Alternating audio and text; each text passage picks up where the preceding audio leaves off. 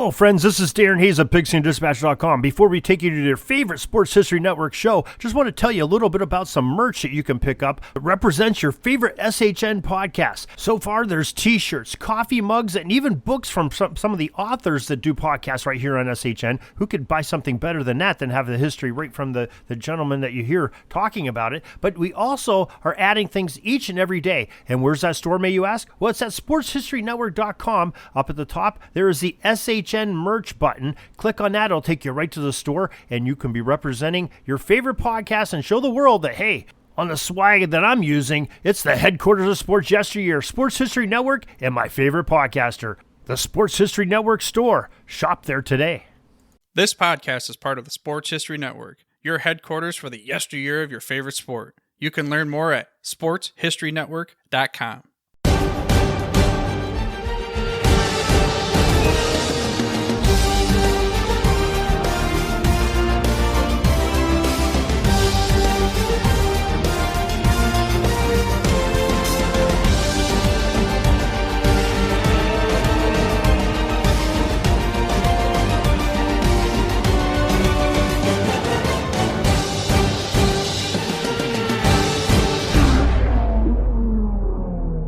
Hello, sports fans, and welcome back to this latest edition of the Historically Speaking Sports Podcast, where we discuss the best of sports from back in the day.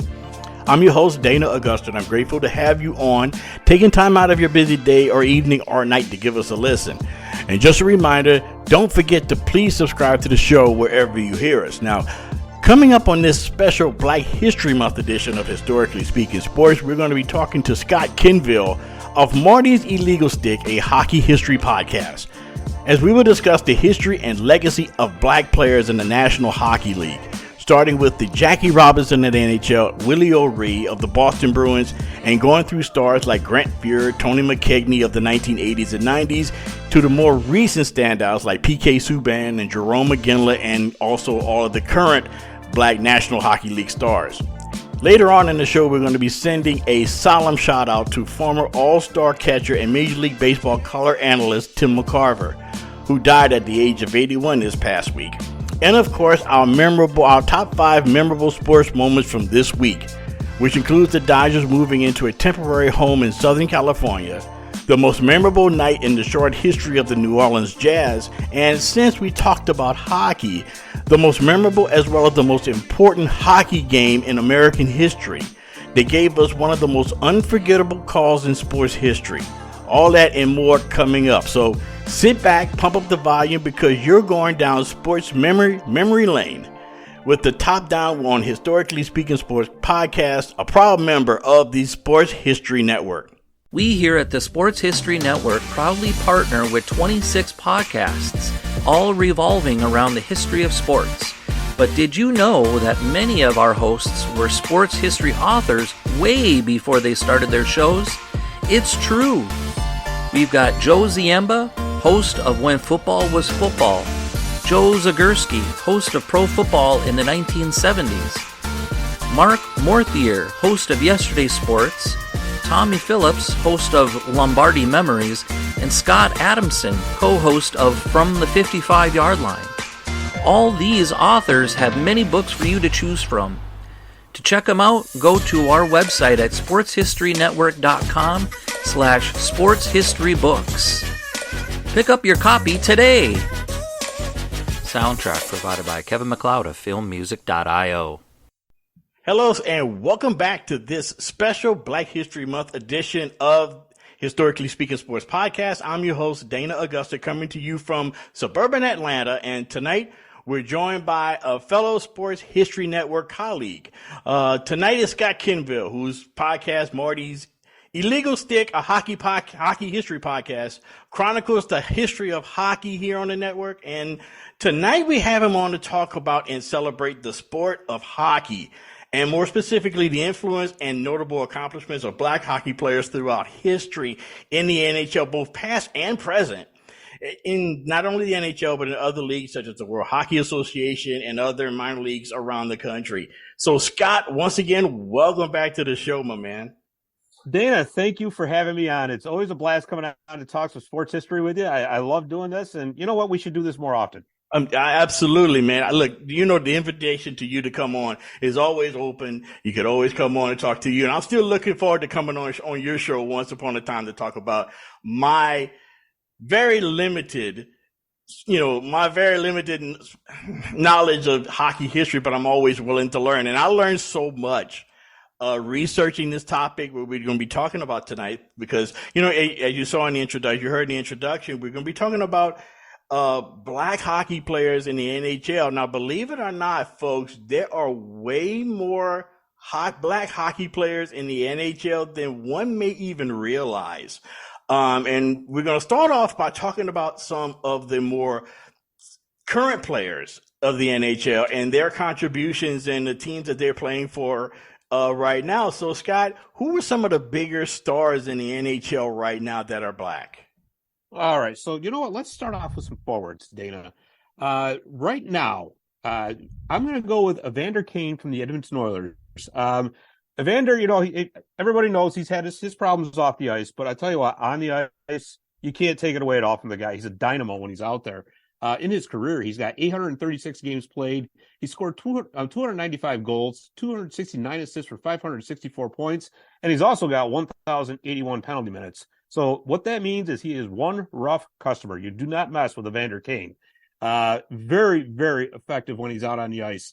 His best season was with the San Jose Sharks in 2018-19, where he scored 30 goals, 26 assists, and 56 points. He also had 153 penalty minutes that season. So, like I said, you don't mess with Evander Kane.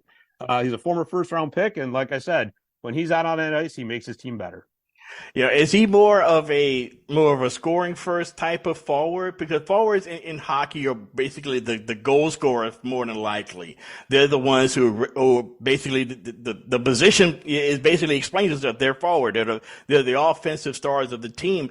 But when you hear a guy that has a lot of penalty minutes, you expect him to be a defenseman most of the time. Is that pretty much a okay assessment for guys that get a lot of penalty minutes, being more like defensemen or types, over the years?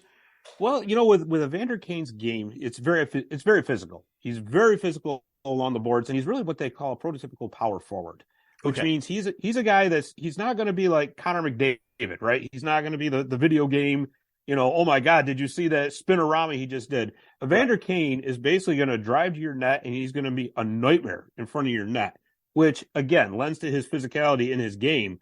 But that's where his bread and butter, right there within, down below the circles, along the boards, and getting that puck in the back of the net. Now, when you say somebody that's right there, a power forward, it's a lot like hockey's version of posting somebody up in the low post in basketball, where you're basically right in front of the goal and you're basically getting rebounds. And it's the same essential thing, but on ice and hockey, when you're right there in front of the goalkeeper, you're slashing and everything, trying to get the puck into the crease and into the goal past the goalkeeper. That's what a power forward normally does. Exactly. Am I correct in that assessment? Well, let me put it to you this way. In sports history context, as we're talking about basketball, think Charles Oakley. Wow, there you go. Okay, that's there more it is. Apt description. More of a Charles Oakley type. Okay, I like that. I like that comparison. All right. Who else you got? Yeah. So let's see. We got Anthony Duclair, who is a left winger for the Florida Panthers. He's currently injured, but I'll tell you, he's one of those guys when he's on the ice, extremely effective, and he's actually one of those what they call late bloomers, right? So in the beginning of his career, he was kind of trying to find his footing, find his way, and these past few seasons, Dana, he has just gone off the charts with his offense. So last season, he had 31 goals, 27 assists for 58 points on a very high-powered Florida Panthers team. Again, it's a shame that he's hurt right now, but I'll tell you, when he gets back, now, his game is a little bit opposite of what Evander Kane's is, right? We talked about Evander Kane being the power forward. Anthony Duclair depends on speed and a wicked wrist shot, a laser of a wrist shot, as a matter of fact. So he is essentially, I don't want to say the opposite of Evander Kane, but it sort of is, right? Because he plays a little bit of a different game. But obviously, what I just told you, it's just as effective. Okay, so he's more along the lines of an open ice type of one-timer type of shooter from like the outside, almost like a Steph Curry, like maybe, or maybe a little bit of a stretch there. Well, I mean, that's sort of, I mean, you're on the right track. Let's put it that way. I I always kind of think of Steph Curry as like the 3-pointer guy. Right. I tend to think of Anthony Duclair as the sniper from within, right? Okay. Okay. So it does a lot. So you say he does like a lot of wrist shots, a lot of yes, kind of like moving well without the puck, and then gets into him in the right position, and then it slaps it home. Absolutely, can stick handle through the defense. A lot more of a like a stick handling shooting type of game. Okay. Whereas, like I said, with the Vander Kane, he's basically going to shove the puck down your throat. Is basically if you can think of it that way, right? So right. So we had 2 forwards so far that you've talked about. Who are some of them? Who are some others? That you've noticed that are becoming stars in the NHL. So here's one for you, and this guy I think is going to be a big star at some point. It's Quentin Byfield from the Los Angeles Kings. He's in the right city in LA. He's in the right city. That's right. You ain't kidding, right? So he was selected number 2 overall in the 2020 NHL draft. Unfortunately for Quentin, he got hurt early in the season last year, which really kind of set him back a little bit. But this season, and again, he got hurt again this season, which, again, that happens in the NHL. It happens with any sport, right? I mean, you're going to have injuries. But now that he's fully healthy, and he got some experience down in the AHL, which actually did him a world of good because it got him used to the professional game. So in hockey, they have what they call the junior leagues, right? Okay. Which is sort of the equivalent of like college, that kind of thing.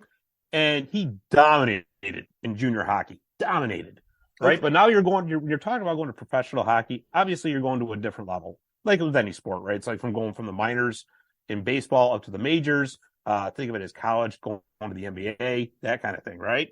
Right. So getting that experience in the AHL did him a world of good because it got him used to the professional game. Because the professional game, as in any other sport, it's a longer season. It's more of a grind. Well, now that Quentin Byfield is starting to get used to that, his potential is really starting to flash through. Now, he's listed as a center, which is what the Kings are ultimately thinking that he's going to be a number 1 center at some point down the road. Right now, they still have Anze Kopitar there, who is going to be a surefire Hall of Famer when he decides to retire. And what the Kings did was they put Byfield on Kopitar's line. So he's playing a wing right now with Kopitar, which is tremendous for him to be able to learn from a future Hall of Famer like that. Yeah, that's awesome. I mean, when you talk about a center in hockey positioning, he's more along the lines of something of maybe like a control tower or a point guard type of deal. Yeah, where he's controlling the action, he's controlling the offense and things of that nature. So he's pretty much going to be the focal point of the Kings offense, whenever Kopitar decides to retire and whenever, they hand over the keys to the kingdom, so to speak, in Los Angeles, and to have him lead the Kings. I mean, and of course the Kings is the hockey team in LA. I mean, with all due respect to Anaheim, but that's Anaheim. It's the Kings. That's right. Ask anybody in LA, they'll tell you too, right? Exactly. And, even though I'm way out in Atlanta, I can just about assume that. But yeah, that's what a center does. Basically, is to pretty much run the offense. And this new kid for the Kings that's going to replace Kopitar is going to fill that role. Now we've talked about 2 forwards. We're talking about the center. Now we're going to talk about some defensemen. Who are some of the really great young defensemen that are in the league right now? All right, so I'm going to start with Seth Jones from the Chicago Blackhawks. Seth has 702 games played in his career already. He's got 76 goals, 285 assists for 361 points, which is tremendous for a defenseman. Because remember, defensemen obviously don't score as much as the forwards because they're too busy trying to keep the puck out of the net, right? So, anyways, his best season offensively was when he was with the Columbus Blue Jackets. That was 27-18, 16 goals, 41 assists for 57 points. He's been an all-star. Playing in Chicago right now, Chicago's a team that's in a rebuild. So He's in kind of a tough spot where his team isn't quite as good, but he's making the best of I guess I'll say a bad situation. The Hawks will be better at some point because they're getting a lot of draft picks now, a lot of young players coming in. But like I said, he's the anchor of their defense. I think he's 28 years old, I believe. So he's going to be in this league for some time to come. Okay, and playing for the Chicago Blackhawks, one of the original 6 teams. Long time hockey tradition, long time hockey town, playing at the Madhouse on Madison. It was in that team, especially with those original 16s, especially like the Blackhawks, who's been known throughout history of having really rough and tumble, really hardcore physical defensemen as a part of that great lineage of Chicago Blackhawk players, and I'm sure he's going to fit right into that mold. Oh, absolutely. Absolutely. And you know what? The Hawks are rebranding themselves more or less as a speedier team, right? Okay. They want to bring in more skill, but you know what? You still need players like that on a team. You can't have all, the fast lightning guy, fast lightning quick and all that, but you got no grit. That's not hockey. You got to have some grit back there. And Seth Jones does provide that for them. Especially if you're a playoff team, and I could only assume that if it's anything like the NBA, where when the playoffs start, the game sort of slows down. It becomes more of a physical game. Is that the same thing? Do you see the same thing in hockey when postseason comes around? That is exactly right, Dana. Exactly right. Those shifts start getting a little bit shorter because everybody's just putting 120% in. The physicality goes way up in the playoffs because obviously nobody wants to make the mistake, right? Nobody wants to get burned. Nobody wants anything. So everybody's playing really close to the chest in the playoffs, just like with any other sport. And that's exactly why you need somebody back there who's going to be tough, clear the front of that net out, but can also get some offense for your team from the blue line. All right. And then, who's another big time defenseman that you see becoming a star in this league, or at least still a star in the league? All right. So I got two more for you here. Okay. Darnell Nurse from the Edmonton Oilers. Darnell's got 534 games played. Overall in his career, he's got 60 goals, 160 assists for 220 points. His best season was in 2018-19 when he had 10 goals, 31 assists, and 41 points. Same mold as like a Seth Jones, right? Very, very physical player from the blue line. Can provide some offense for you when needed. And you know what? Darnell is under a lot of pressure defensively a lot because I will tell you that the Edmonton Oilers don't play a lot of defense. They are very much so what they are calling like a fire wagon type of hockey team, where it's just go, go, go. They want to score all the time. They're content to win games 8-7, as long as they win, of course. Right. So they don't put a lot of emphasis on defense, which puts a lot of pressure on their defensemen. But I tell you, they had enough faith in him to sign him to an 8-year contract extension. So that'll tell you something right there. Oh, absolutely. I mean, when you say that they're like a team that like to run and gun, was that a lot like the Edmonton Oilers teams during the 80s, during their dynasty? Yes, it's exactly what that was like, Dana. Just forget about defense. Nobody cares about that. Right? Let's just score as many goals as we can. And, well, you know what? If we give up 8, so long as we score 9, that's good with us too, Yeah, and I've always wondered that. I've always wondered that too, because whenever you had like I think that, those teams out there in Western Canada, with the Edmonton Oilers and the Calgary Flames and the Vancouver Canucks, they're more of a run and gun style of outfit most of the time. At least that's what I've seen, or I've kind of identify with when I think of Western hockey, Western Canada hockey. I think of run and gun, that type of deal. Exactly. And here's another little interesting fact about Darnell Nurse. Do you know who his uncle is? Is it Donovan McNabb? Oh, that's right. That's right. It is Donovan McNabb. That's right. Is. So it's also very interesting. I always thought that was pretty cool. Imagine having Donovan McNabb for your uncle. That's pretty. And is he related to? There was a University of Connecticut women's basketball club player, Kia Nurse. They're related. I think that's his sister. Okay.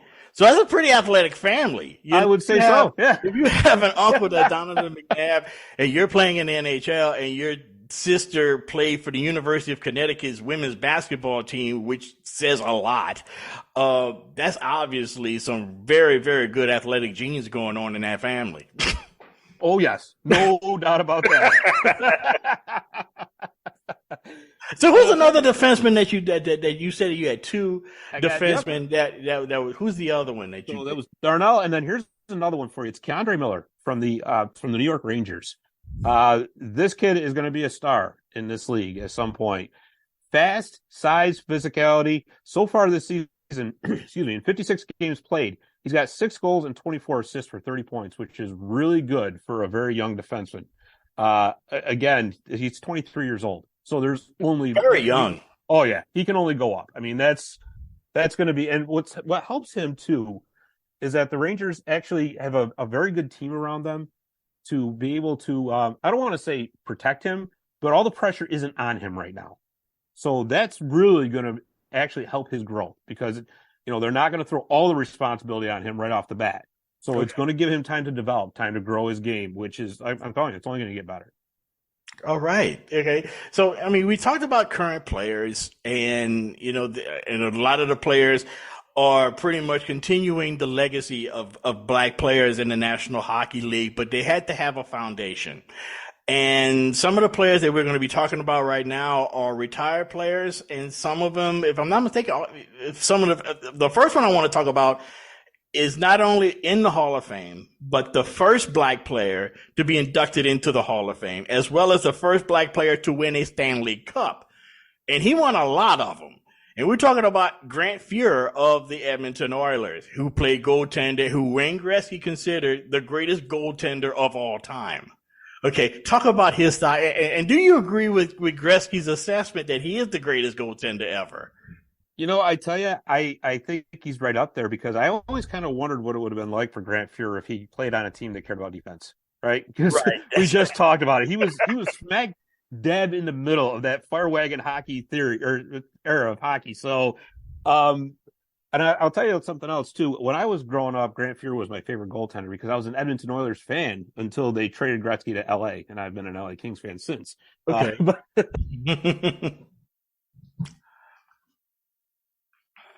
Grant Fuhr, first real athletic goaltender. Okay. Right. So before Fuhr came along, it was a lot of the stand-up goaltending type where, the goalie just kind of moves side to side on their feet. You hear the kick save and a beauty, whether it's doing, kicking from their feet and all that. Grant Fuhr was athletic. He would make saves. I mean, he looked like the rubber band man out there making some saves sometimes. It was unbelievable. Right. So him and Patrick Waugh really kind of developed that butterfly style that you see nowadays. But Grant Fuhr brought athleticism to the position, which he was an unbelievably talented goaltender. You said Stanley Cup winner. You're darn right. He had 4 Stanley Cups with the Edmonton Oilers. And here's a couple other things. He was a 2-time All-Star. He won the Vezina Trophy in the 1987-88 season. The Vezina Trophy goes to the NHL's best goaltender. Okay. Now, in that season, that was the final cup that Gretzky won in Edmonton along with Fuhr. Okay. That season, he played 75 out of 80 games, which is unheard of for a goaltender. Wow. Right? If you look at goaltenders nowadays, then if they play 65, they're saying, "Oh my God, he's played so much." He didn't play in 5 games for the Oilers that season. And again, this is an era where those goalies were facing rubber left and right because nobody was playing defense. Right. So to play that many games and then oh my God, I can't believe he did that, right? A few years later, he did it again with St. Louis when he was with the Blues. In 1995-96, get this, he played 79 out of 82 games. Wow. Which is unreal, right? I mean, that's unbelievable to be able to hold up for that long. And don't forget, right, with this 1987-88 season, the Oilers won the Cup, so they played 4 playoff rounds after that. That's right. That's exactly right. I mean, the Blues went deep in that 96 season. They went deep in the playoffs. They did the conference finals. So guess what? The man played a lot of hockey, and he played it very well. I mean, when you talk about goalies and you talk about the butterfly that they describe the butterfly, and I'm to guys that are listening that are not familiar with it. Just looking at it just looks painful because because I was once upon a time in a past life I was a baseball catcher, and and I see the butterfly and I'm like, how do they have any ligaments left in their knees when they do that? So just sort of describe that for guys out there. So if you think of it as like gymnastics on ice, right? Again, like I said, before guys like Grant Fuhr came along, the goalies were all standing up. They very rarely dropped down to their knees, and if they did, it was just to cover the puck. With guys like Fuhr, they were dropping down, and what they were doing, and I'm kind of trying to describe this, is that we don't have the video feed, and thank God, because this could get really, really ugly if I tried it. So it involves a lot of being on the ice and using your legs and your entire body to stretch out to cover as much of the net as you can.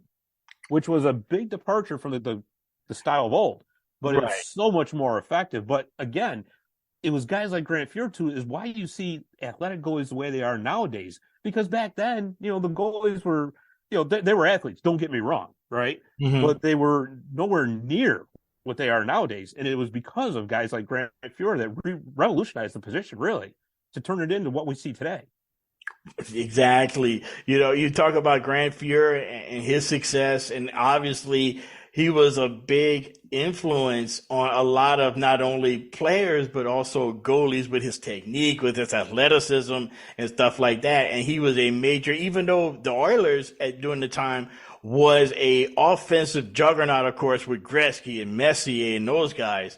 It all had to depend on him to stop the puck when he needed to. And they just let you know, with the high scoring Edmonton Oilers in the mid 80s, they were a force to be reckoned with offensively, but you also had Grant Fuhr behind them. Right, exactly. And you know what? And I think, subconsciously as a team, that to them gave them the confidence to take those offensive chances, right? Right. Because you got Grant Fuhr backing you up. So if you got a guy that's going into the Hall of Fame at some point like he did, well, you know what? Maybe I will take this chance because I got Grant Fuhr in my net. So if the other guy gets in on a breakaway, most likely Grant's going to stop him anyway. So what's the difference? I'm sure their coaching staff didn't like to see that a lot, but hey, why not, right? Whatever works. Now, another player that played a bulk of his career in that area of Canada, in Western Canada, played for Calgary, but this guy was a goal scoring phenomenon. And unfortunately, not too many people know him down stateside, which is a shame because this kid was unbelievable. We're talking about Jarome Iginla for the Calgary Flames. One of probably the most prolific black hockey player ever by far. But at the same time, he was one of the most prolific scorers in NHL history. But not a lot of people know about him. Tell us about him, Jarome Iginla of the Flames. Jarome Iginla was an incredible hockey player, the complete package. You could do anything you wanted: speed, skill, physicality. He can knock you on your butt. He'd be no problem there. And you're right, Dana. Not a lot of people hear about him down here. I think part of that playing in Calgary for most of his career, because unfortunately, sometimes when players play a lot of their time in Canada, sometimes it doesn't always filter down as much to the States. It's nobody's fault. It's just the way it is, I guess. Even though you could say that the NHL could market their players a little bit better. Yeah, that's for sure. Absolutely. That's definitely for sure. But anyways, that notwithstanding, career stats, you're right, incredible. 1,554 games played in the league, which is extremely, like a 20-year career. 625 goals, 675 assists for 1,300 points. He had 1,040 penalty minutes. So like we said, a very tough customer indeed. Yes. He was the Art Ross Trophy winner in 2001-02. Art Ross Trophy winner goes to the guy who had the most points in the league. Most points, yes. Rocket Richard Trophy, he won that twice. That goes to the guy who's got the most goals in the league. He won the Marc Messier Leadership Award in 2008-09. He retired in 2017, and he is indeed in the Hockey Hall of Fame, well deserved. I'm sorry. No, I was just going to say he played most of his career in Calgary, like you said. He was a first-round draft pick of the Dallas Stars, and they foolishly traded him. One of those, I wish I had that one back, Yeah. And that could be also a great what would have been as far as like his notoriety here in the States had he stayed in Dallas. He would have been. I think that would have been a big feather in his cap to be a well-known player here in the States had he stayed in Dallas, but he went up to Calgary, which is a great hockey city, but it's a small market team. It's a very small market, for North America, not much Absolutely. like, but it's a small market for North America, but he shined out there. Not only all of the accomplishments that he's had, he also had one major accomplishment. He's the first black hockey player to win a gold medal in the Olympics. Yes, that's right. For Team Canada. I think was it the 2012 Olympics? It was the one in Vancouver, so it was 2010. In 2010, that's right. Yes. 2010. Yeah, yes, he was the first black hockey player to win a gold medal in the Olympics. Where the Canadians broke the Americans' hearts. That's right. I remember that. That's right. But I was rooting for Jarome Iginla to get a gold medal. I really absolutely was. But then that Canadian team was just so loaded. That was an NHL All-Star team. When you got Hall of Famers that are on the fourth line, I mean, come on. Yeah, exactly. Come on. What are we doing here? But I mean, you talk about his, Jarome Iginla's athleticism as well as his overall toughness and skating ability. When somebody says the name Jarome Iginla, what is the thing that you think of as a fan? What I think of, how we talked about Evander Kane being the power forward of today?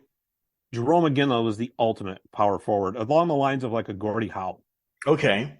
That good. Same type of game, same style, right? Gordie obviously had a few more, a little bit bigger on the number side, but he also played 26 seasons. So that kind of helps if you play that long. But that same style, right? That just bowl right through you. Do whatever you got to do to win. Skill off the charts. A wrist shot. His wrist shot, Dana, was like a laser. It really was. And he could pick the corner anywhere he wanted to go. And to be able to do it, what he did was in traffic, too. What I mean by in traffic, when guys drive to the net and there's a lot of players around and there's not much room to move, when they say you're like stick handling in a phone booth, it's that same type of thing. And to be able to get that shot off in there, it takes a special type of skill, and I'm going to tell you something, Jarome Iginla had that off the charts. I remember one time, I think it was doing one NHL All-Star Game skills competition, is when I really first saw him. I had heard about him, but I never really seen him. And I remember seeing him in a skills competition, I believe, and how they would get shots and they would just do wrist shots, just pass like a simulated goalie, but they would have to hit like targets in the targets. Yep. Yeah. First of all, being on skates and having the ability to do that to me is beyond anything that I could even remotely athletically comprehend of how that amazing that is to be that accurate. But it just seemed like for him, it was almost like, for some people, breathing or walking, it was just so simple to him, it seemed like. It did. It was like effortless, right? Even though obviously it wasn't. To him, he just made it look so easy. And like I said, the accuracy with that shot was what really was the stunning thing about him. Was he a fast skater? Yeah, he was a fast skater, but there was faster skaters, right? Very tough customers. There was a lot of tough customers in the league. But I'll tell you, that shot was second to none. And the reason that was so good, I mean, he could take like a 6-inch square and just put the puck right through it. I mean, there was just no ifs, ands, or buts about it. Wow. Now we're talking about black hockey players and some of the really greats, but all of this is generated. All of this has an origin, and the origin, of course, goes all the way back to the 1950s. And we're talking about Willie O'Ree, who became the first black player to break into the NHL in 1958 with the Boston Bruins. And, he's noted as the Jackie Robinson of the National Hockey League. You talk about him and talk about his career. So Willie O'Ree, like you said, in 1957-58 season, became the first black player to play in the NHL with the Boston Bruins. He played a couple games in that season, and then he came back and he played another season in 1960-61. Dash 61. That's the weird thing too about like the NHL. When you're talking about their seasons, you have to use 2 years. Yeah, like the NBA. The NBA is the same way, right? Yeah, it's like it screws me up sometimes. But anyways, but no, Willie was a tremendous ambassador for the sport. He always has been. As a player, you know what? He was one of those guys who was. You want those grit guys on your team, like we talked about before, right? Willie was the guy that went into the corners, dug the puck out, knocked somebody on their butt if he had to. Yeah, no problem, right? Didn't score a lot of goals, but that's okay because you don't need a team full of goal scorers, right? You got to have team of guys, what they call role players, who are going to play that and get that puck for those guys and grind them down and be a team leader in that way, which Willie was. Played a lot in the minor leagues. So he went down and he played in the Western Hockey League. He played in the American Hockey League, bounced around a little bit there. Unfortunate that he didn't get his due until 2018 going into the Hall of Fame. Right. It really is. That was, to me, that's really where the league dropped the ball because of what he accomplished was incredible, especially at that time. Right. And I was thinking of while I was doing this research, and I thought it was very interesting that Boston could have been the city of first when it came down to black athletes, because Willie O'Ree was the first black NHL player with the Bruins. The Celtics had the first black player with Chuck Cooper.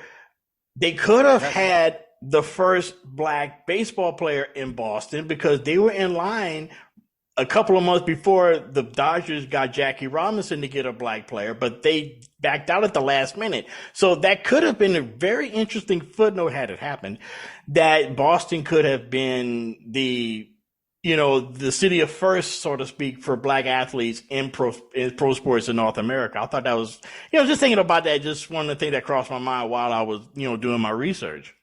Oh, absolutely. And, think about this, too. When Willie broke in, there was only 6 teams in the NHL. Right. It's not like today where you got 32 teams, because the league didn't expand until 1967. They brought 6 more teams in after that. So to get a roster spot at that time in the NHL was extremely difficult because there's only so many spots to go around to begin with. Right. You had 6 teams and you have 5 spots on it, 5 positions, and you pretty much have like 3, maybe 4 different lines or 4 different spots or whatever, or strings or whatever you would call it in hockey. There's only so many positions to go around. There's a very, very limited number, especially with just 6 teams. Exactly. And you got to remember too, back then there was no such thing as like a guaranteed contract or anything like that. So a lot of players, it didn't matter if they had a broken hand. They didn't care. They weren't giving up their spot in the lineup because there was no guarantee you were going to be back. Right. So, it's not like today where, you have like the injured reserve, stuff like that. Back then, that was really rare. I mean, unless it was an absolute superstar player that, we'll stash them over here because we don't want to lose them.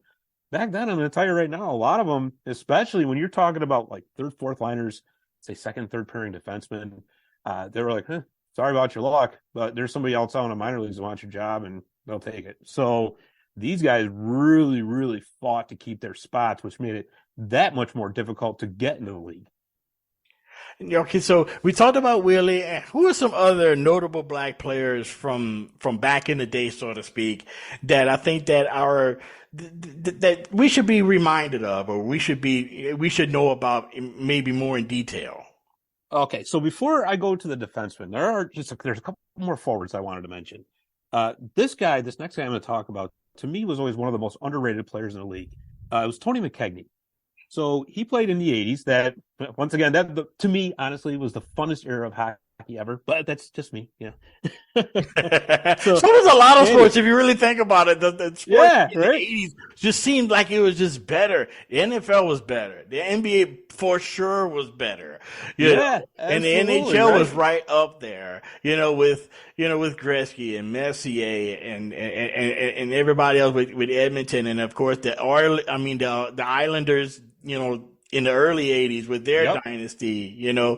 So, I mean, it was just a great era all around in sports for that time. And Tony McKegney, he played a long time in the NHL. He did. And by the way, we got to find that DeLorean time machine. That's it. Yes, we got to find it. Yeah. So you and I both got to find it. That's right. Exactly. Right. So, Tony, he had 912 games played in the league. So he was in the league for a long time, like you said. Had a total of 320 goals, 319 assists for 639 points. His best season was with the St. Louis Blues in 1987-88. He had 40 goals to go with 38 assists and 78 points. The thing with Tony McKegney was he was just one of those guys who got the job done, right? He wasn't flashy, he especially in a league full of superstars, day in and day out. He went out and he got his job done, scored a lot of goals, scored goals when his team needed him, was a timely goal scorer.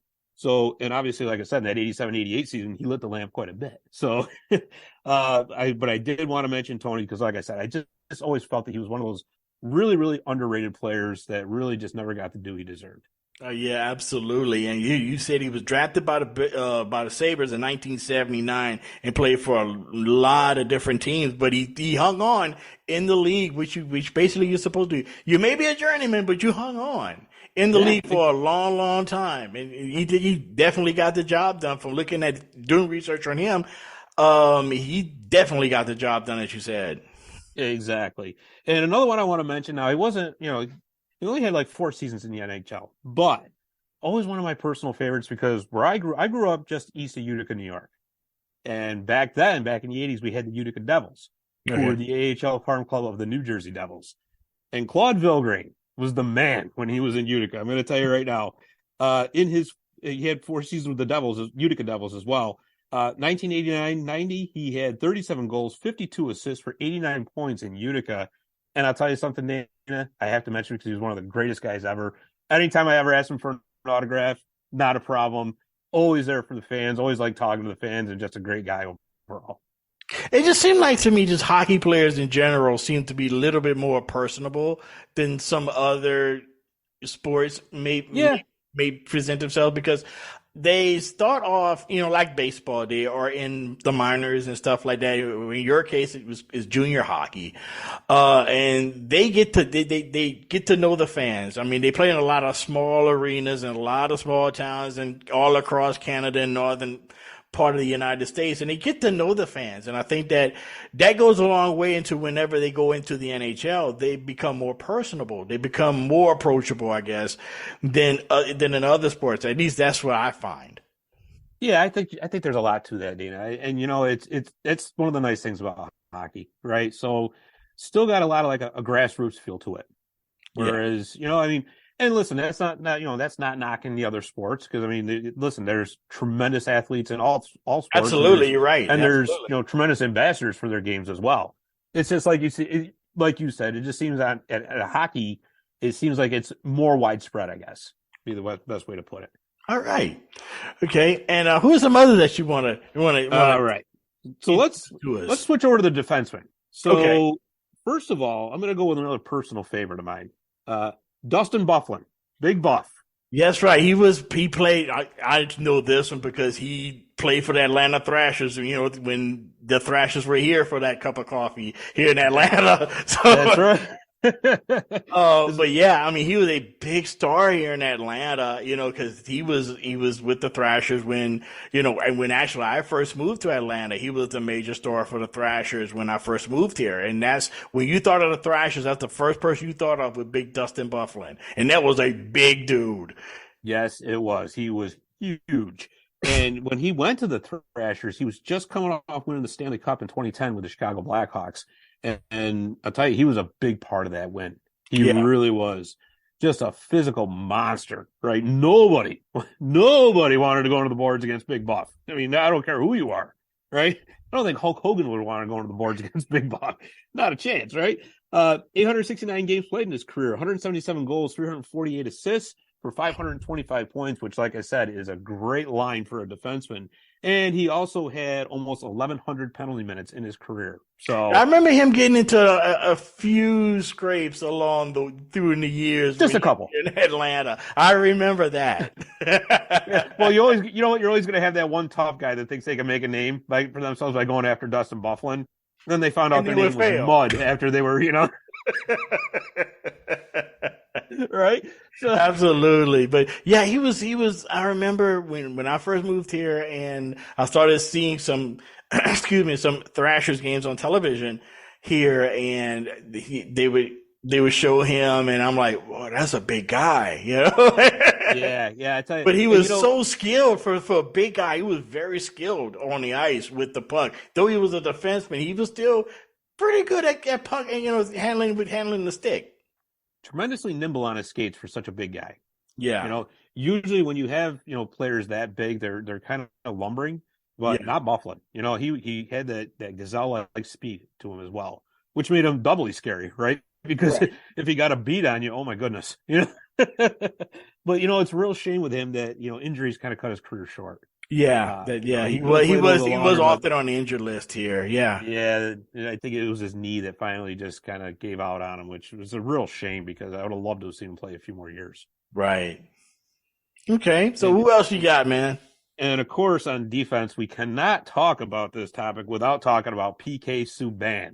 That's right. And I still am a big PK Subban fan, even to this day. Absolutely. PK, awesome on the ice, awesome off the ice. Just a tremendous character all the way around. That he actually, before he made his name in Montreal with the Canadiens, right? And he got traded, and right before he got traded, he donated, oh my goodness, I think it was like $1 million or $2 million to the Children's Hospital there. Just on his way out the door. That was the incredible part, right? I mean, he was leaving town. He didn't need to do that. But no, right, exactly. He goes, I'm doing this. But anyways, for his career, he played 834 games. He had 115 goals, 352 assists for 467 points, which, like I said, for a defenseman is a tremendous stat line. That's a lot. That's some big numbers for a defenseman. You're right. It sure is. His best season was in 2014-15 when he had 15 goals, 45 assists for 60 points. He was a 3-time All-Star. He was a Norris Trophy winner in 2012-13. Norris Trophy goes to the best defenseman in the league. So obviously a tremendous career for PK Subban. And, he's on ESPN now. Yes. And he's awesome. He's just such a character, such a fun guy to listen to. And very knowledgeable. Very, very knowledgeable. Yes. Very knowledgeable. Absolutely. And I would be remiss, if I didn't mention this guy. And I'll tell you the story, and I think you know where I'm going when I say this story. Me and my son at the time must have been 10, 11, 12 years old, somewhere around that time. And we were watching the NHL All-Star game. And we were watching, and it got to the award ceremony, and it said, congratulations to Wayne Simmons, the hockey, NHL All-Star. And my son looked at me and said, wait, he's black. Like, yes, there are black hockey players in the NHL. He's like, and he's an all-star? Like, yes, obviously he must be good if he's an all-star. So tell me about Mr. Wayne Simmons. I'm glad you mentioned him because actually I had him over on the other side of my page when I was I put his name on the back of the page without the forward. So Wayne Simmons, incredible. Again, prototypical power forward. The guy could just run through anybody, right? And he had a tremendous scoring touch. So he was actually a draft pick of the LA Kings. And the LA Kings traded him along with Braden Shen to the Philadelphia Flyers in 2012 for Mike Richards. It worked out for both teams. Richards thrived a little bit for a little while in LA when they won the Cups, but then, whatever happened to him happened to him. But Wayne Simmons' career took off when he got to Philadelphia. Reason being was he actually got to get some playing time because the Los Angeles lineup and the wing at that time was kind of crowded, right? There was a lot of guys there. They needed to move some pieces. Opportunity knock for Wayne Simmons, and Wayne Simmons drove right through the door. Your son's right. He was an all-star multiple times, actually, with Philly. And again, a tremendous tough guy, but he had a tremendous scoring touch, which is exactly what you want in a hockey player. He's actually still in the league. Still plays for Toronto. Okay. So, I mean, when he was with Philadelphia and he won, and I sat there and watched the highlights because I caught the last part of it. I didn't see the whole All-Star game, but I saw like the last part of it. And I think he scored a goal in the third period, if I'm not mistaken, for that All-Star game. Yep. And he was just a tremendous, and I started looking him up on YouTube and stuff shortly thereafter. And I was just amazed on how skilled he was. And he would position himself like that traditional power forward, like you talked about. Position himself right in front of the net, and his wrist shot was just so quick but so smooth at the same time. So here's the thing, like with Wayne Simmons, right? Too, hockey players are known to be tough, right? Mm-hmm. That's kind of their go-to. Wayne Simmons kind of takes that to the next level. And there was a season where he had a cracked pelvis and he played through it. Ooh. Could you imagine that? Yeah, I can't. I heard just thinking about that, let alone playing in the NHL, right? So and you're being knocked against the boards, and you're colliding with different guys and stuff all the time. Which is another thing about hockey, which I just find fascinating, is the fact that they can take all of these hits and they never fall. You hit me like that just in Reeboks and I'm hitting the ground, Exactly, right? Thank goodness it's at least they got the plexiglass now. It's not like way back in the old days. back in like Willie O'Ree's day when they had the chicken wire around instead of. Oh yeah. No way. And didn't have any helmets on either. No, you had to be a man to play back then. Well, a man, or I don't know, some maybe a screw loose somewhere, because I don't know. That's wow. Talk about survival of the fittest. Now, Scott, before you go, man, I want to first of all thank you for coming on, man. And what are some things that you got going on your podcast? Oh man, well, listen again. Thank you for having me on. I really, really appreciate it and love coming on and talk to you. With Marty, we took a little bit of a break just because I got myself wrapped up into another project I wanted to tell you about. Okay, Marty's is coming back. Don't worry about it. It will be back. It's just I got myself with 315 Hockey Live now. So like I told you, I live near Utica, New York. So I live in the central New York region, right between Syracuse and Albany, and there's a lot of hockey here that, we decided we're going to start covering. And we have our own website. It's called 315hockey.com. 315 Hockey Live is the only show that is dedicated strictly to the central New York hockey scene. So you can find us on YouTube under 315 Hockey Live. If you want to subscribe, check us out, see what hopefully you'll like it. But this, I tell you, we, with this 315hockey.com, we're covering, 13 teams. I'm sorry, 13. So that's taken up a lot of time. But like I said, now that the college season is starting to wind down a little bit, the high school hockey season is starting to wind down a little bit, Marty's will be back on the air, and we're going to have some tremendous things lined up for that as well. So with the 315 hockey, you guys cover pretty much all hockey, whether it's high school, college, junior hockey, pro hockey, minor league, all of that, right? I'll tell you what we don't cover is the NHL. So you cover everything right? else. Yeah, right. We have 2 AHL teams in our region. We have the Utica Comets and the Syracuse Crunch, and then we have 4 Division III programs and 2 Division I programs that we're covering. So, our Division III, we have Utica University, Hamilton College, Morrisville, Oswego State, and then Division I, we cover Colgate and the Syracuse University women's hockey team as well. So, and not to mention all the high school teams that are going on around here. We got the Utica Junior Comets, so those juniors I was telling you about earlier. A lot of hockey going on here. So again, takes up a lot of time, and having another full-time job, and of course having a family. There's only so many hours in a day, but like I said, amen, brother. Amen. Amen. You know what I mean, right? But I tell you, I was telling Arnie, I says, don't worry. I says, Marty's will be back. I gotta come up for air here for just a second. That's all. But like I said, now that the college season's winding down and all that, some time's going to be freed up. So Marty's will be back.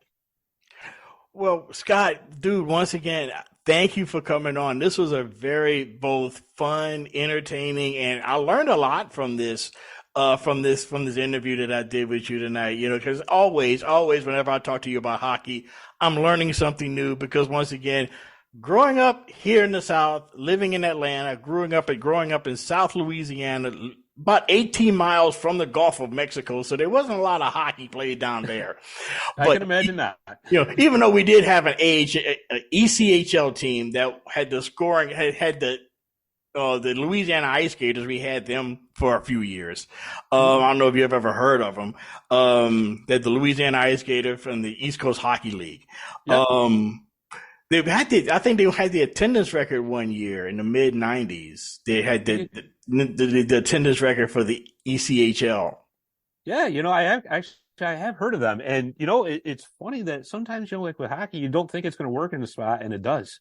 Mainly because it's different. Nobody's seen it. That's the reason why it was so popular in Louisiana. It was just so different and also entertaining, and everybody went to the game to see the fights. But once again,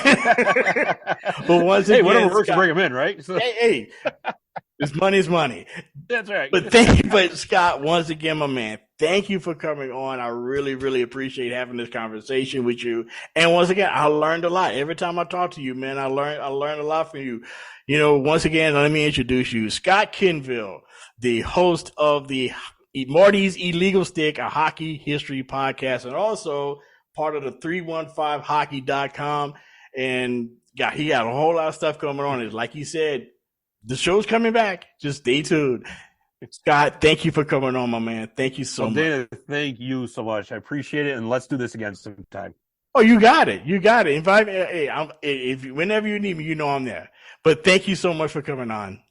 All right, buddy. Thank you. Have a good one. The Pigskin Tales podcast is all about the lesser-known pro football players. Yes, there are stories about the ones we know, like Brad Tarkenton and Harold Red Grange.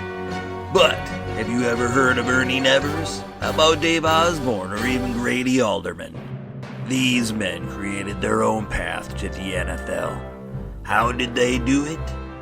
Listen to the Pigskin Tales podcast, now streaming on your favorite music platform. Go to pigskintales.com.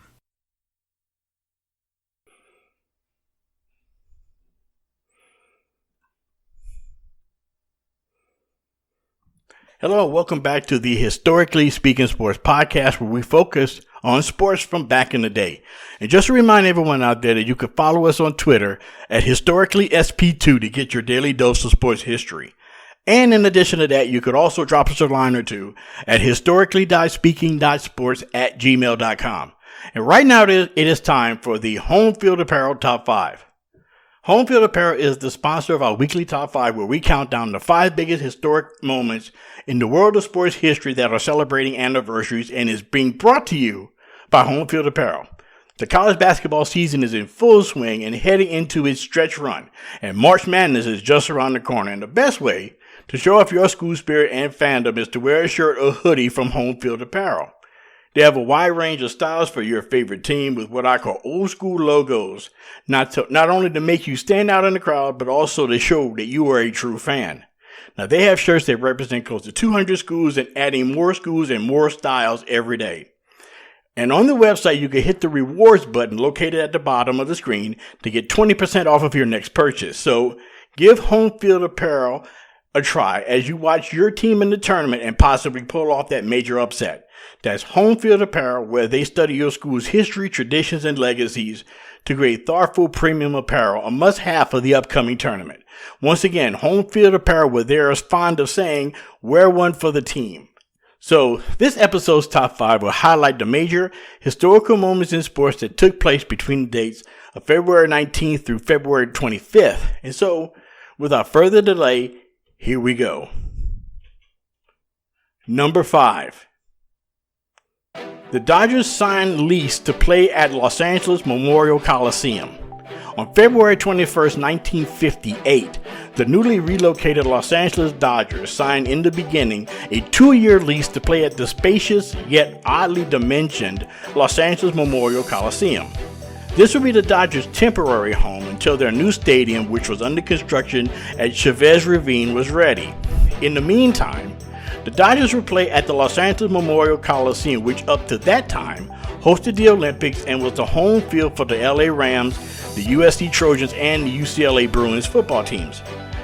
As I had mentioned, the odd dimensions of the Coliseum made it unique to say the least because of its configuration of an Olympic track and field stadium and football arena. The left field corner was only 251 feet from home plate, which extended out to 320 in left center. Also, there was a 42 high foot fence or net erected just in front of the left field seats, so left field home runs wouldn't come so cheaply. Now, while the left field line was just 251 feet from home, straightaway center was 425 feet from the plate, and the right field corner was 300 feet from home. The Dodgers had to wait 52 years to bring Brooklyn the World Series championship, yet baseball fans in Southern California had to wait less than 2 years as the Dodgers defeated the White Sox in the 1959 series.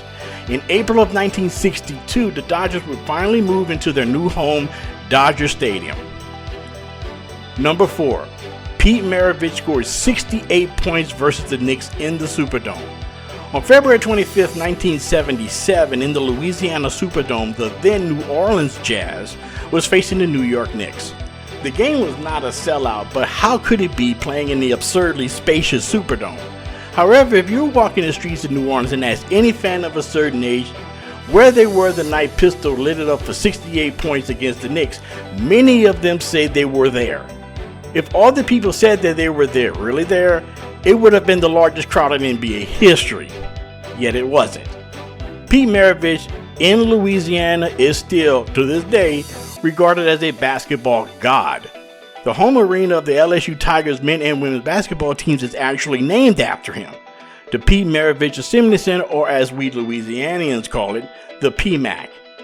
Yet on this February night, 1977, the Jazz, 26-33 on the season, was just in its third year of existence and their second season playing in the Superdome. Yet it was less than a couple of months since future Hall of Famer Elgin Baylor took over as head coach, replacing Butch von Bredekoff. That night, New Orleans faced the Knicks, who came in with an equally stellar record of 27-33, which was led by future Hall of Famers Earl Monroe and Bob McAdoo. As it turned out, the Pistol poured it on as if he was back in Baton Rouge. Maravich went 26 of 43 from the field and was 16 of 19 from the charity stripe, as the Jazz won 124-107, as Maravich went for a career-high 68 points, still a Jazz team record, and he did all of this without a three-point line. Quote, "It was pretty fun to watch," said Paul Griffin, who was a rookie for the Jazz in 1977. He had so much scoring prowess that it was not unheard of for him to do something like that, but it was still a feat, especially with no three-point line. He won the scoring title that year, averaging 31.1 points per game, so we were used to it. But that night he was just feeling it, unquote. Feeling it indeed. Number 3, the United States hockey team defeats Finland to win the gold medal. On February 24th, 1980, just 2 days after the quote-unquote miracle on ice, Team USA, trying to avoid a letdown, faced the powerful national hockey team from Finland for the gold medal. After falling behind in the first 2 periods, Team USA rallied with 3 goals in the third to defeat Finland 4-2 in America's first hockey gold medal since the 1960 Winter Olympics in Squaw Valley, California. After falling behind 1-0 in the opening period, Steve Kristoff scored on his steal and to tie the score 1-1 4 minutes into the second period. Later, Finland would respond 2 minutes later on a power play to retake the lead 2-1 heading into the final period. In the third, Team USA would not be denied, especially playing at home at Lake Placid, New York, riding the emotion of 2 nights before after beating the Soviet Union. Team USA tied it when Phil Frashada scored with 3 minutes in. Later in the period, Rob McClanahan would score to take the lead 6 minutes into the third. With the lead, momentum, and a raucous pro-American crowd on hand, Mark Johnson put the game away with a goal off of a rebound to give Team USA a well-deserved win that capped off a memorable performance. More about that later on in the top 5. Number 2, Cassius Clay upset Sonny Liston for the heavyweight title. On February 25, 1964, at the Miami Beach Convention Center, Cassius Clay, a young heavyweight contender from Louisville, Kentucky, was set to face what many fight fans and sports writers considered one of the most terrifying boxers ever to step into the ring, Sonny Liston. Las Vegas oddsmakers had listed Clay as an 8-1 underdog to Liston, who had destroyed Floyd Patterson to gain the title in September of 1962. Heading into the Clay fight, Liston, who had defeated 8 of the top 10 heavyweight contenders at the time, and he beat 7 of them by knockout. This meant little to anything to Clay, who was looking forward to whipping the Bear in Miami and becoming the youngest heavyweight champion ever. As the fight began, Clay used his agility and lightning-fast jabs to keep Liston off balance. Clay gained confidence through the early round and actually cut Liston under his eye in the third. For the first time in Liston's career, he had been cut. However, the tide of the fight would turn in the fourth as Clay began to complain about his eyes burning and he couldn't see. That gave Liston a momentary opening which the champion could not exploit. When his eyes cleared, Clay began to land combinations that gave him the edge over Liston. By the end of the 6th, Clay was in total control of the fight. At the beginning of the 7th, Liston never came out of the corner, and referee Barney Felix declared Clay the winner. In a stunning upset, Clay defeated Liston, and Liston was the first heavyweight champion since Jess Willard in 1919 to retire on his stool during a heavyweight fight. 2 days later, Clay had announced that he was a member of the Nation of Islam and officially changed his name to Muhammad Ali. He will go on to become the first heavyweight fighter in history to win the belt 3 different times. And the number one moment in sports history that happened this week, the U.S. Olympic hockey team defeats the Soviet Union at Lake Placid. Now, there are a few instances in sports where it transcends from being just a sporting event to a cultural iconic moment that changed the perception of an entire country upon the world stage, both in sports as well as politics. Now, this exact thing happened on February 22nd, 1980 at the Winter Olympics in Lake Placid, New York. Team USA had reached the medal round of the Olympic hockey tournament, and their opponents was the mighty Soviet hockey team who had won the last 4 gold medals in Olympic competition. Team USA, according to the experts, had absolutely no chance. On February 9th, 1980, Team USA played the Soviet Union in an exhibition kind of an Olympic warm-up at Madison Square Garden in New York. Team USA simply was destroyed by the Soviets 10-3, leading up to the Lake Placid Games.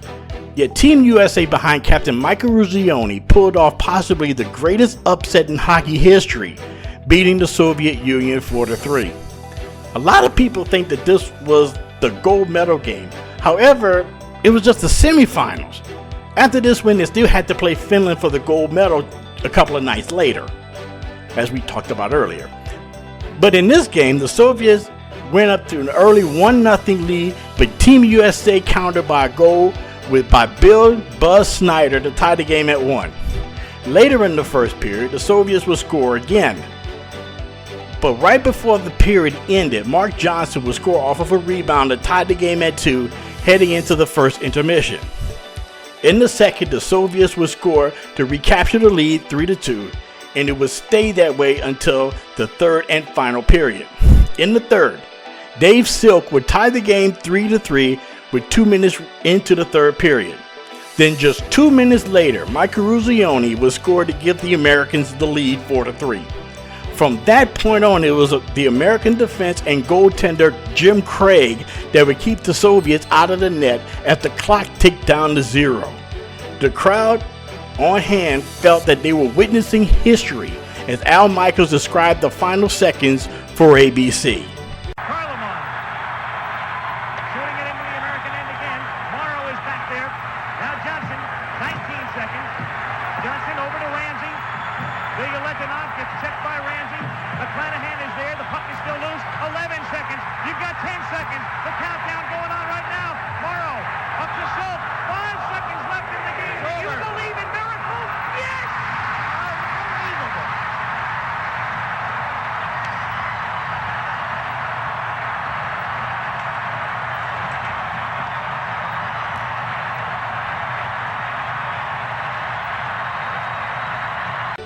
Team USA pulled off the biggest upset in Olympic hockey history, known forever as the Miracle on Ice, a game that became a rallying cry for an entire nation throughout the entire rest of the decade of the 1980s.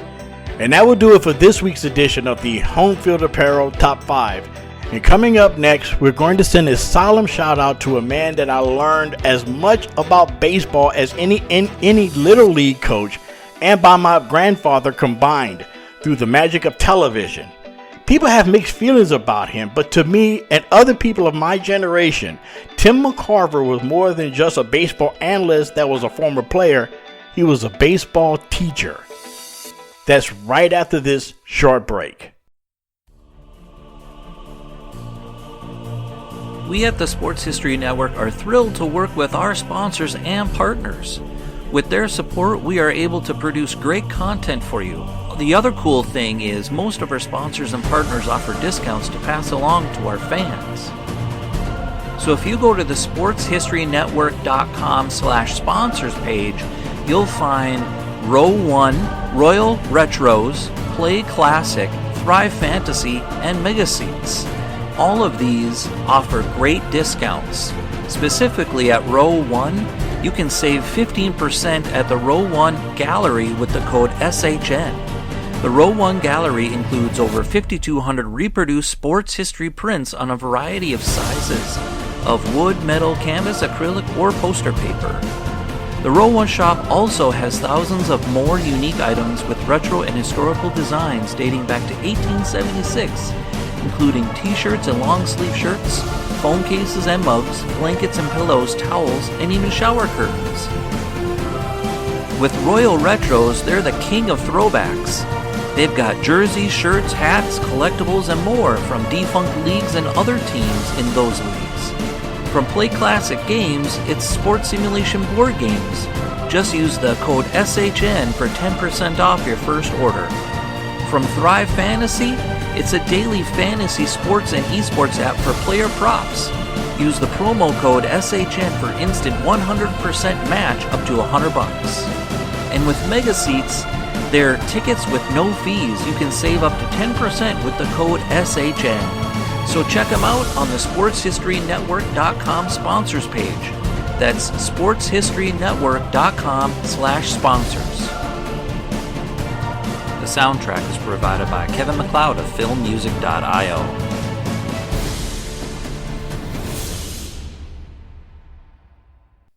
Hello, and welcome back to the program.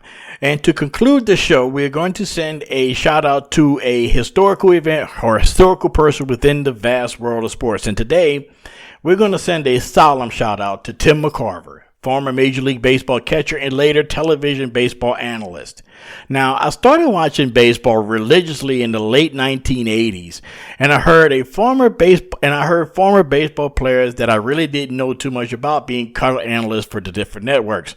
There was the likes of Joe Garagiola, Ralph Kiner, Jim Cott, and Joe Morgan, just to name a few. Yet there was this other guy that had a southern accent that for some reason I was immediately drawn to. And that person was Tim McCarver.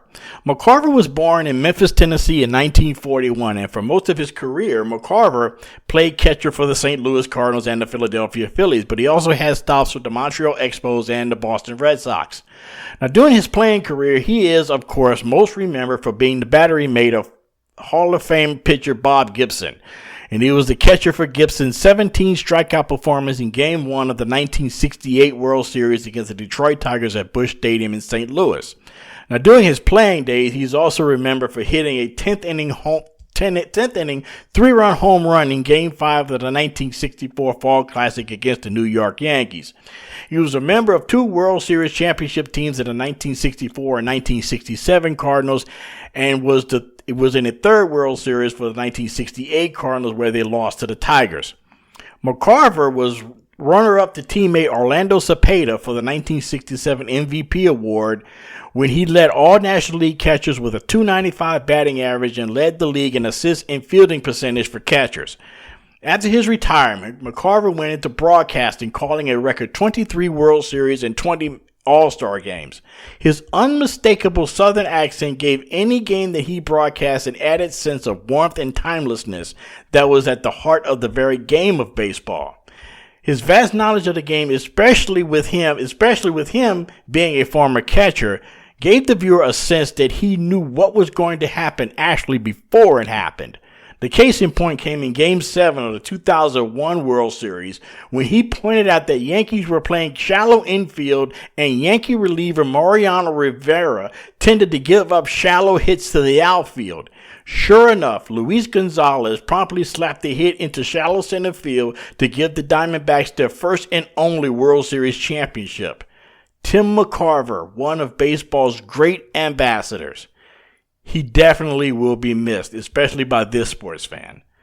And that will do it for this edition of Historically Speaking Sports. Thanks for listening. And as a reminder, don't forget to subscribe to this podcast so you could get new episodes whenever they're released. And check us out on Twitter at HistoricallySP2, where you can get your daily dose of sports history. And you could also drop us a line at historically.speaking.sports at gmail.com. Also like to thank Scott Kinville for coming in and joining us for this episode. And if you haven't subscribed already, please do. Tell your family, tell your neighbor, tell a friend, even tell a passerby on the street about us and get them to subscribe. I would really, really appreciate it. And until next time, I'm Dana Auguster, your host, saying so long.